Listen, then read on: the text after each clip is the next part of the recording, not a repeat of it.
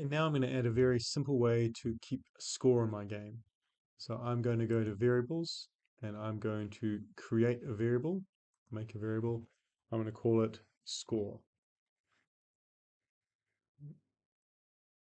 Now in my parrot code area here, I'm going to add a really simple score method using a timer. So I'm going to get the forever loop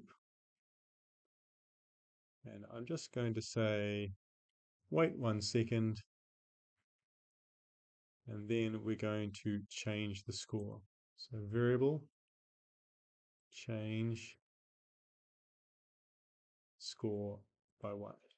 So this means that every second that I'm alive and in the game, my score will increase by 1. So let's hit the green flag and see what happens in the score box there.